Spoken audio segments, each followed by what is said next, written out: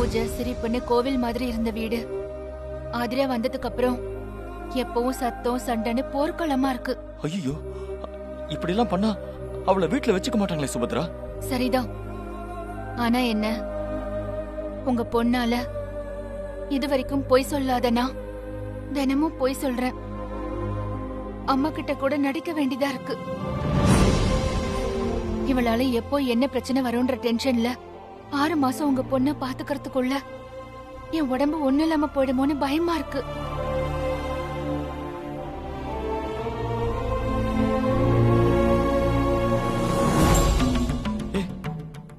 ஏன் கையில வளையல் போடல? வளையல் எங்க? ஆதிரா என்கிட்ட இருந்து பிடிங்கிட்ட. அத வீட்டுல இருக்கிறவங்க கிட்ட காமிச்சு ஏதாவது பிரச்சனையாயிடுமோன்னு ஒவ்வொரு நிமிஷமும் உயிரை கையில பிடிச்சிட்டு இருக்கேன். இது எங்க அம்மா வளையல்னு அவ சொல்ல போய் உங்க அம்மா யாருன்னு அவங்க கேட்டு இவ உண்மையெல்லாம் சொன்னா என்ன நடக்குமோன்னு பயமா இருக்கு.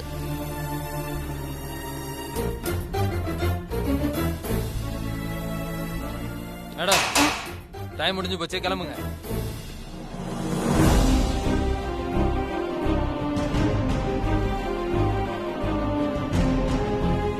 பாத்துக்கோ சுபத்ரா, ஆதிராவையும் உன்ன மாதிரி மாத்துவேன்னு நம்புறேன்.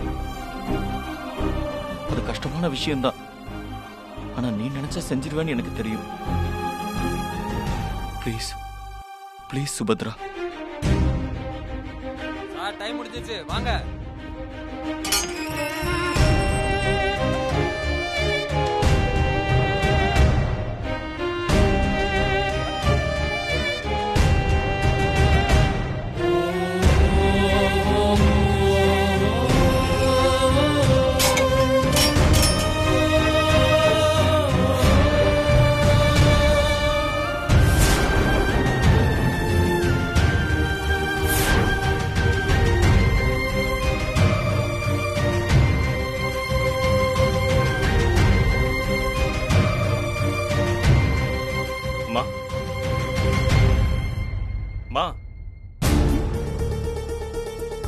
என்னமா ஏதோ டென்ஷனா இருக்கீங்க?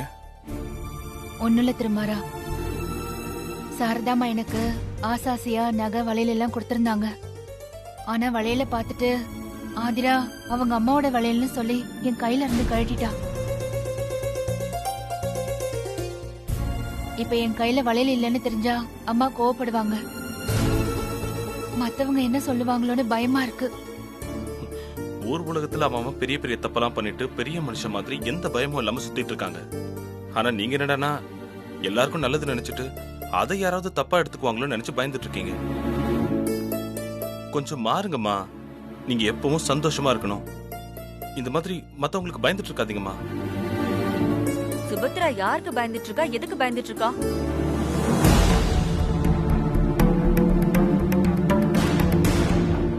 ஐயோ, ஆதிரா என்கிட்ட இருந்து வளையல் போடிட்டான்னு சொன்னத அகலியா கேட்டிருப்பாளோ? நீ ஸ்கூல் டீச்சர் மாதிரி எப்ப பார்த்தாலும் அம்மாவை கேள்வி கேட்கறத முதல்ல நிறுத்துமா. நான் உனக்கு ஸ்கூல் டீச்சரா? சுபத்ரா உனக்கு அம்மாவா? நான் உன்னை பெத்த அம்மா, அத நீ மறந்துடாத.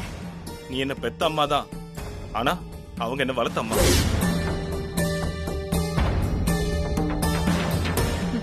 உன்கிட்ட எல்லாம் பேசி ஜெயிக்கவே முடியாது. அவங்க எல்லாரும் சாப்பிட உட்காந்துட்டாங்க, நீ தான் சாப்பாடு போடணும். வா. சுபத்ரமா இன்னைக்கு எல்லாரும் கூடயும் உட்காந்து சாப்பிட்டோம். இன்னைக்கு வீட்டுல பூஜை நடந்துச்சுல, நானே என் கையால எல்லாருக்கும் பரிமாறேன். வா. டேக் டேக் நில்லுடா.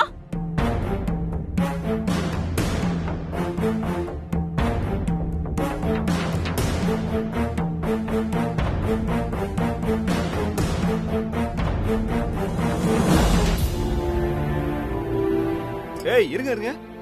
ஆமா, சுபத்ரா எங்க ஆளை காணோம். அது சரி, நீங்க 2 பேரும் ஏன் சாப்பாடு பரிமாறீங்க? சுபத்ரா அம்மா தான் எல்லா நாளும் பரிமாறுறாங்க.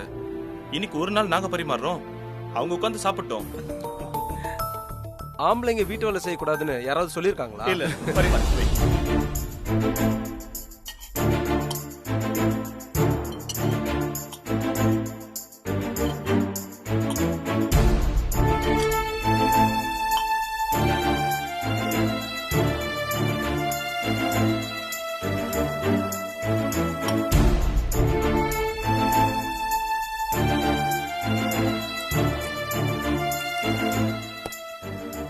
சுபத்ரா சுபத்ரா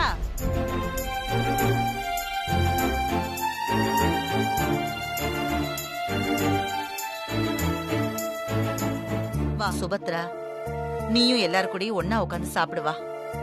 பரவாயில்லம்மா, நான் அப்புறமா சாப்பிட்டுக்கிறேன். ஏன் எப்பவுமே செய்யற வேலை தானே, அதெல்லாம் அப்புறம் செஞ்சுக்கலாம். முதல்ல உட்காந்து சாப்பிடு. விஷயம் அது இல்லப்பா. இன்னைக்கு ஒரு நாள் எல்லாரும் கூட உட்காந்து சாப்பிடலாம். ஆனா நாளைக்கு மறுபடியும் எல்லாரும் சாப்பிட்டதுக்கு அப்புறம் தனியா கிச்சன்ல உட்காந்தானே சாப்பிடணும். அதான் வரதுக்கு தயங்குறா. பழக்கத்தை இதுக்கு மாத்தணும்னு வர மாட்டாங்க அண்ணி. நீ சொல்றது சரிதான் சரண்யா. எல்லாரும் சாப்பிட்டதுக்கு அப்புறம் நான் சாப்பிட்டாதான் எனக்கு திருப்தியா இருக்கும்.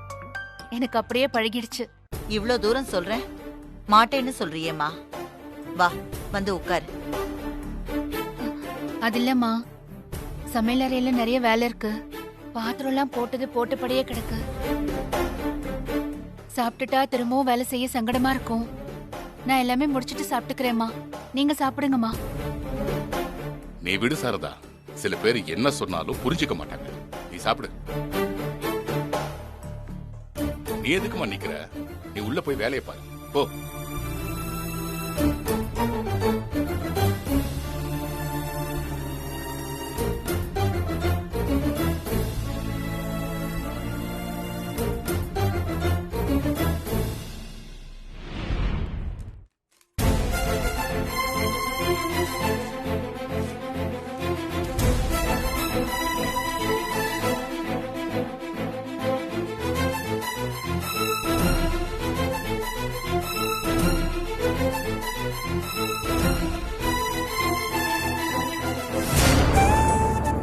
இவ்வளவு அழகா இருக்கம்மா. அப்படியே உன்னை நேர்ல பாக்குற மாதிரி இருக்கு. என் கூட இருக்கிற மாதிரியே இருக்கு. அப்பா ஜெயில இருக்கிறதுனாலயும் நாம நம்ம வீட்ல இல்லாம இருக்கிறதுனாலயும் உனக்கு செய்ய வேண்டிய எந்த விஷயமும் நின்னு போக கூடாதுன்னு நான் உறுதியா இருக்கேம்மா. அதுக்காக மட்டும் இல்ல, யாரு என்ன சொன்னாலும் எதிர்த்து என்னால முடிஞ்ச அளவுக்கு பெரிய அளவுல உனக்கு 16வது நாள் காரியம் செய்யறதுக்கு நான் முடிவு பண்ணிருக்கேம்மா. பூஜைக்கு எல்லா ஏற்பாடும் பண்ணிட்டேன். நாளைக்கு நல்லபடியா பூஜை நடக்கணும்னு நீதான் எனக்கு ஆசீர்வாதம் பண்ணணுமா?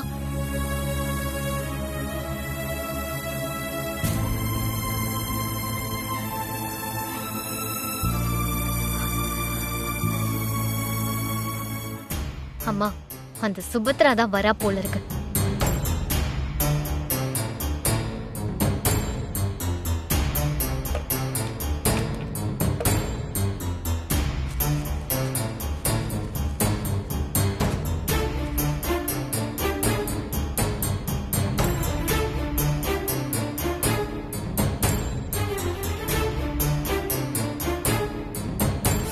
எஸ்,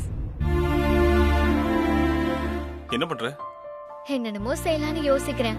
ஆனா நீங்க எதுவும் செய்யக்கூடாதுன்னு போட்ட கண்டிஷனால எல்லாம் செய்ய தெரிஞ்சும் எதுவும் செய்ய முடியாம பரிதவிச்சு போய் நிக்கிறேன். கண்டிப்பா நீ அதான் எது? லூஸ். Same to you. சரி சரி, சாப்பிடும் போது ஏன் சண்டை போட்டுக்கிட்ட? சரி சரி, போய் ஒரு ஓரமா சாப்பிடுங்க. ஹேய், நீ சாப்பிடுறதுக்காக தான் சாப்பாடு கொண்டு வந்திருக்கேன். ஆ?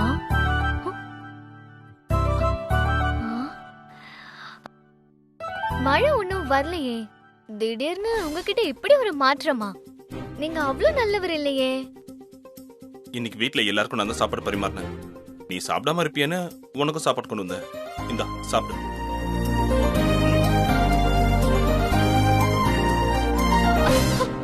ஏய்,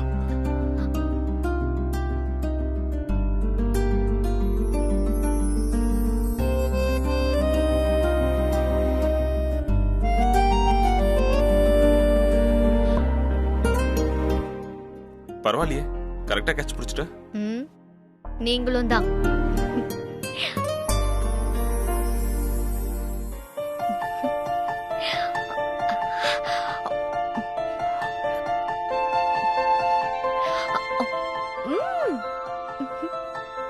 மெதுவா மெதுவா சாப்பிடு.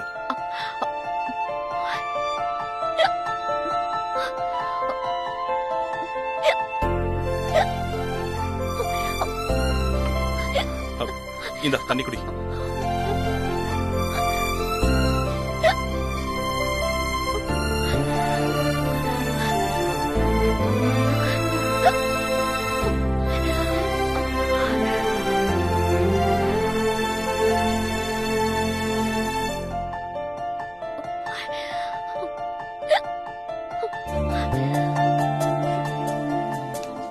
என்ன உனக்கு தண்ணி குடிச்சும் விக்கல் நிக்க மாட்டேங்குது? ஆமா,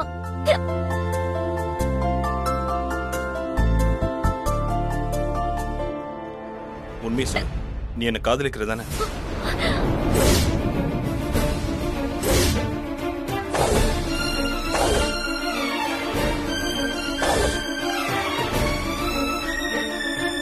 என்ன சொல்றீங்க? பாத்தியா, விக்கல் நின்னு போயிடுச்சு. இது விக்கல் நிக்கிறதுக்கு ஒரு ட்ரீட்மெண்ட். ஷாக்கா இந்த மாதிரி ஏதாவது சொன்னா விக்கல் நின்னு போயிடும். ஓஹோ, இந்த ஷாக்குங்களை நிறைய பொண்ணுங்களுக்கு கொடுத்த மாதிரி தெரியுது. ஏய், இல்ல இல்ல இல்ல, நான் என் வைஃப் சாருமதியை தவிர வேற எந்த பொண்ணையும் நிமிந்து கூட பார்க்க மாட்டேன். ஓஹோ, உங்களுக்கு அப்படி ஒரு நினைப்பு வேற இருக்கா? உங்களுக்கு ஏற்கனவே கல்யாணம் ஆயிடுச்சு. உங்களை வேற எந்த பொண்ணும் பார்க்காது. முதல்ல அது ஞாபகம் இருக்கட்டும்.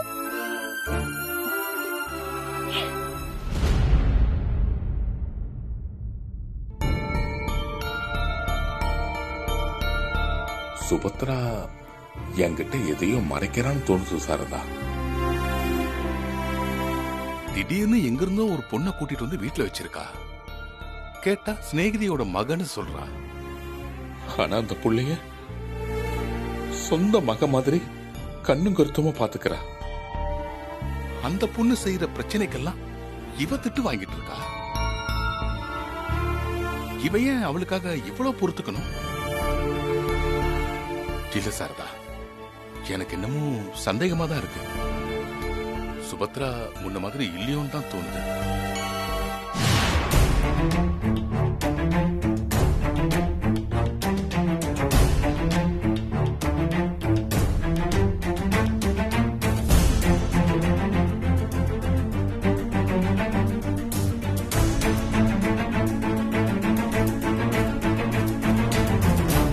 ஆதிரா, என் வளையல கொடு. என்னது? உன் வளையலாம்? அது என் அம்மாவோடது. அதெல்லாம் நான் கொடுக்க முடியாது. உங்க அம்மா கிட்டயும் இந்த மாதிரி வளையல் இருந்திருக்கலாம். ஆனா அது என்னோடது. சொன்னா கேளு. நான் வளையல் இல்லாம இருக்கிறத அம்மா பார்த்தாங்கன்னா அவ்வளவுதான். வேற பிரச்சனையே வேண்டாம்.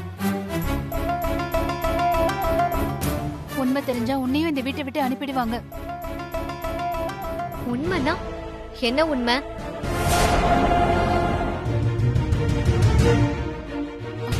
நீ என்னோட வளையல என்கிட்ட இருந்து புடுங்கிட்டல்ல, அந்த உண்மைதான் சொல்றேன். சொல்லு. நானும் வந்து நீ பண்ண காரியத்தை எல்லார்கிட்டயும் சொல்றேன். உன்னை நல்லவன நம்பிட்டு இருக்க உங்க வீட்டு ஆளுங்களுக்கு உன் வண்டவாளம்லாம் தெரியட்டும். ஆதிரா, நீ திரும்ப திரும்ப இதையே எத்தனை நாளைக்கு சொல்லிட்டு இருப்ப? என் நிலைமைய புரிஞ்சுக்கோ. வழியில கூட நான் போறேன். அம்மா என்ன ரொம்ப நேரமா காணும்னு தேடுவாங்க. பேசாம நீயே போய் உங்க அம்மா கிட்ட உண்மையை சொல்லிடு. அவங்க கிட்ட மன்னிப்பு கேட்டுரு.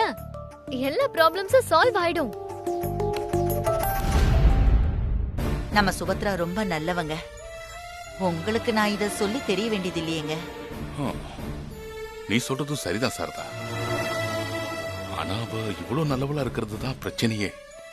இல்ல சாரதா, நமக்கு பின்னாடி அவன் நிலைமை என்ன ஆகுமோன்னு ரொம்ப பயமா இருக்கு. அதான் சொன்னேங்க, கொஞ்சம் கொஞ்சமா சுபத்ரா உலகத்தை புரிஞ்சு மாறிக்குவாங்க. சரிதான் சாரதா. ஆனா ஒண்ணு, இனிமே அவளா திருந்தலனா நாம தான் அவளுக்கு புரியுற மாதிரி கொஞ்சம் கடுமையா எடுத்து சொல்லி அவளை திருத்தணும். அவ திருந்தனாதான் அதுக்கப்புறம் நான் நிம்மதியா கண்ண மூட முடியும். ஐயோ, நீங்க ரொம்ப யோசிச்சு உங்க உடம்ப கெடுத்துக்காதீங்க. சுபத்ரா கிட்ட நான் பேசுறேன். அவ இனிமே எந்த தப்பு செய்ய மாட்டா. அதுக்கு நான் பொறுப்பு. என் மேல பாரத்தை போட்டுட்டு நீங்க நிம்மதியா தூங்குங்க.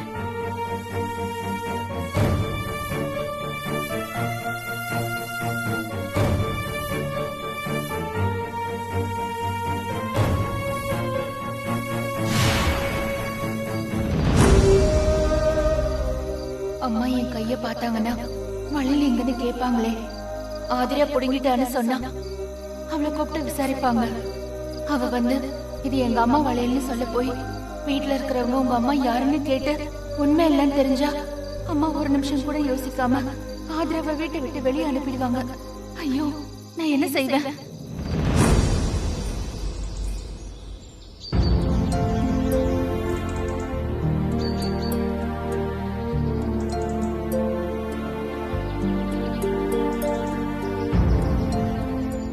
அம்மா அம்மா, வாங்க உள்ள வாங்க. அம்மா இல்லீங்களா? ஏன் அம்மா கிட்ட தான் சொல்வீங்களா? நான் அவங்க பொண்ணுதான், உங்களுக்கு தெரியாதா என்ன? விஷயம் என்னன்னு சொல்லுங்க. அம்மா நகை கொண்டு வர சொல்லியிருந்தாங்க, அதம்மா கொண்டு வந்திருக்கேன். சரி சரி, நீங்க இந்த சோஃபால உட்காருங்க, நான் உங்களை கூப்பிடுறேன். அம்மா சரண்யா, இங்க பாரு, நகை கடைக்காரர் நகை கொண்டு வந்திருக்காரு, சீக்கிரமா வா.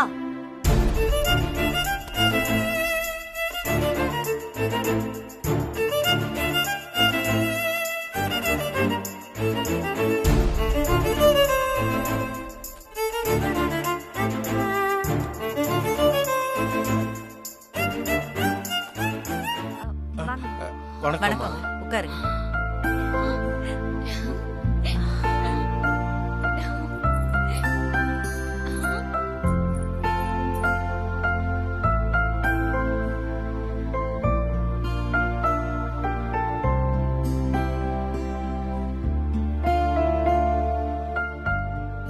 அத்தை, நகைங்க எல்லாம் சூப்பரா இருக்குல்ல அத்தை? சவரன் 40,000 ரூபாய்க்கு விற்கும் போது நல்லா இல்லாம இருக்குமா? என்ன பாத்துட்டு இருக்க? புடிச்சதை எடுத்துக்கோ.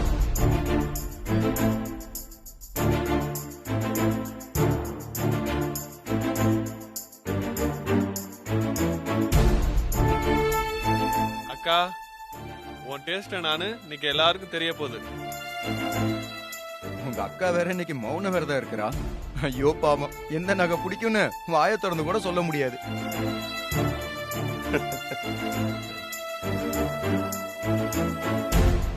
சாரு, உனக்கு எது பிடிச்சிருக்கு?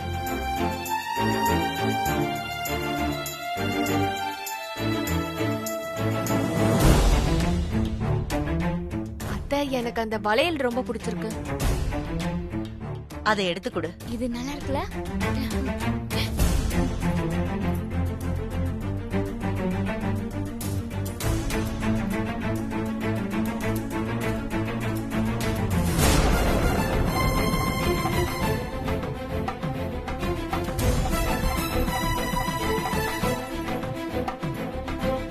இது சுபத்ராவோட வளையல் மாதிரி இருக்கே.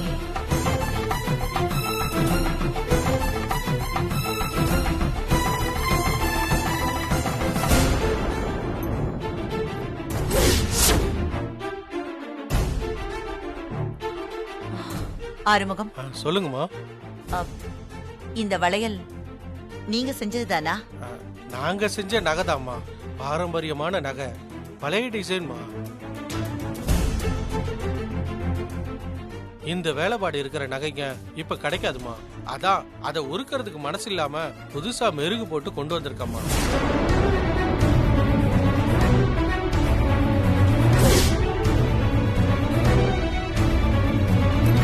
சுபத்ராவை கூப்பிடுங்க.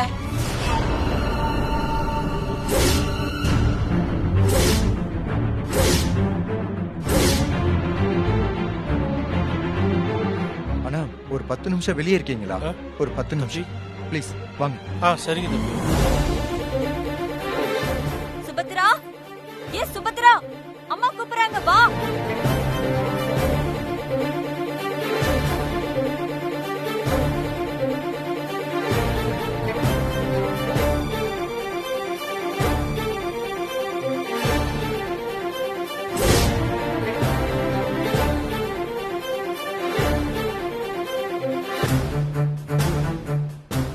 ஏன் கையில இருக்கிற வளையல மூடி இருக்க?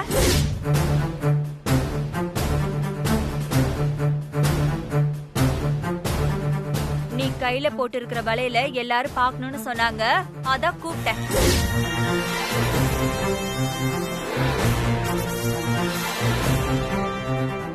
மா, இப்ப சுபத்ரா அம்மா போட்டிருக்க வலையில பாக்குறது அவ்வளவு அவசியமா? நான் கேட்கலப்பா, அம்மா கேட்டாங்க.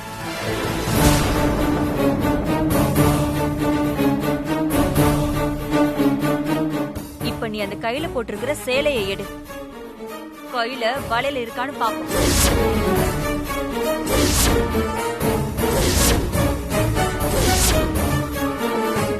சொல்லுங்க.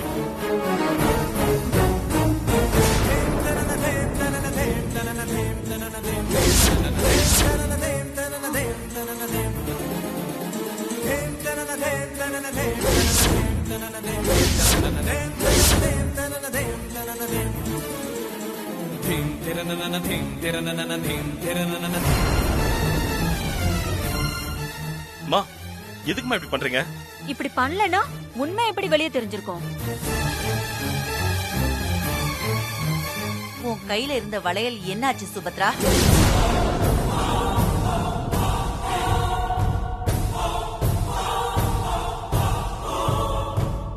சொல்லு. வளையல விக்கிற அளவுக்கு உனக்கு என்ன தேவை வந்துச்சு?